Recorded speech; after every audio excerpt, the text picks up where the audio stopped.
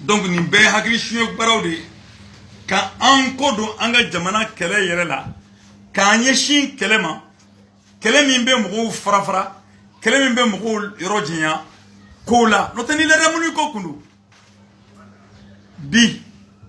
misiri bɛɛ lajɛlen kɔnɔna na Mali misiri bɛɛ kɔnɔ Mali église bɛɛ kɔnɔ wuli kan ka jɔ ka minnu bɛ nin baara la k'u danga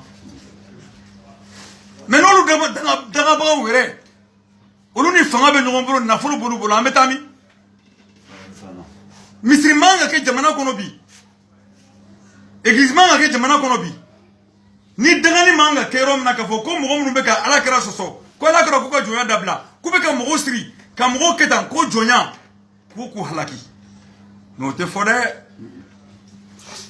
o tɛ fɔ dɛ o tuma diinɛ kɛra fila ye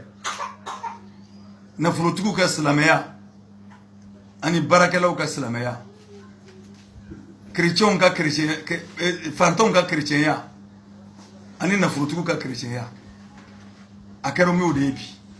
o tuma sisan diinɛ yɛrɛ kun nana fɛn min kama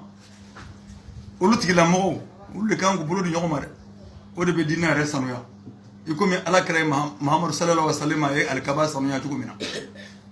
donc o de bɛ diinɛ sanuya sinon diinɛ b'a nɔgɔbagaw de bolo minnu ye alikaba nɔɔni ni Mahamadu nana ka na a sanuya a b'olu de bolo bi olu de bɛ ka kuma ni diinɛ tɔgɔ ye bi donc o la anw ta tɛ diinɛ ko kuma ye an ka parti la anw ta ye mɔgɔ ko kuma ye sariya ye min fɔ constitution ye min fɔ jɔn tɛ Mali kɔnɔ o tuma n'i ye jɔnya ye Mali kɔnɔ Mali faamaw de nɔ don tani ka segin t'a la dɛ olu de nɔ don donc tun b'a fɛ ka nin fɔ ɲɛna parti sadi tɔgɔ la k'a sɛbɛntiya aw nana don parti sadi la a diyara an ye mun na a diyara an ye parce que dɔ farala an bɛ kɛlɛ min na jamana kan kɔnɔ dɔ fagara o mɔgɔw kan ka se ka bɔ kuma la n'i ma Bugunikaw fo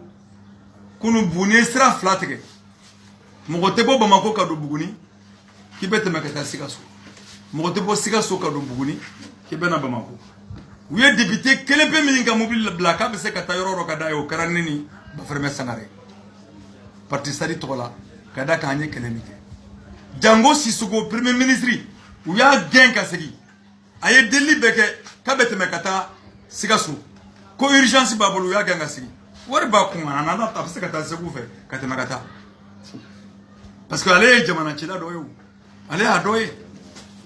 donc ni jamanadenw commencera y'a daminɛ k'u tiɲɛbagaw dɔn o tuma u ɲabagaw u k'u fara ɲɔgɔn kan u y'anw bisimila an kumana ka tila k'u bilasira an bɛnn'a kan ka sigi ka waati kɔnɔ waati tɛ nkalon tigɛ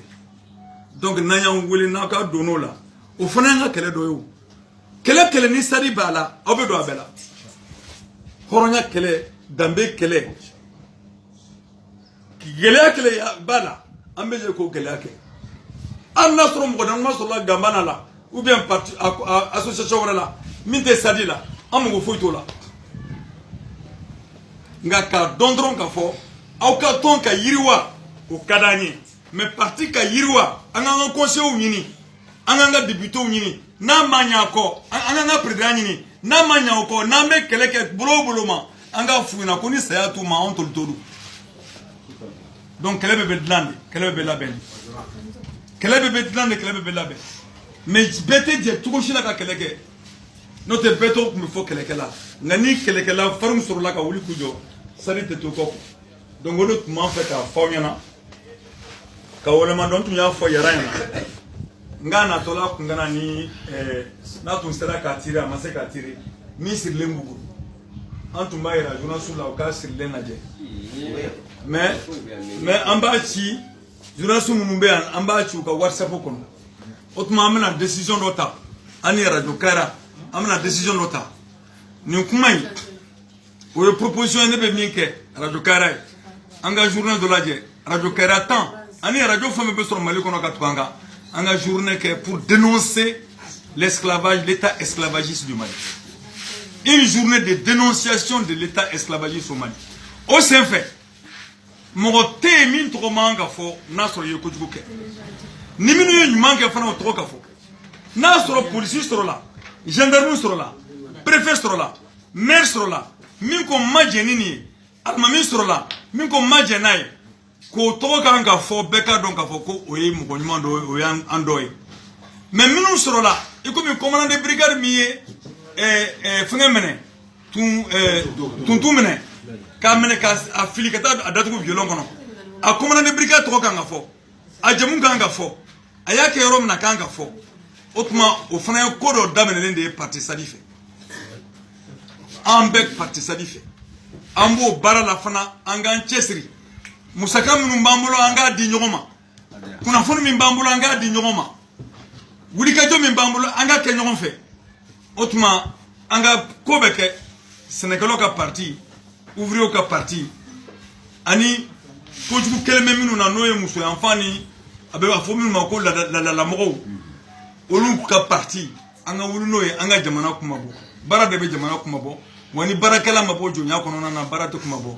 baarakɛla de bɛ jɔnya kɔnɔna na donc o de bɛ bɔ o de tun bɛ fɛ ka na s'aw ma aw ka kuma fɔlenw kan aw ka kuma fɔlenw kan n bɛ bɔ kuma la nin yɔrɔ la normalement tun b'an ka bureau politique mɔgɔ dɔw bila u ka kuma fɔlɔ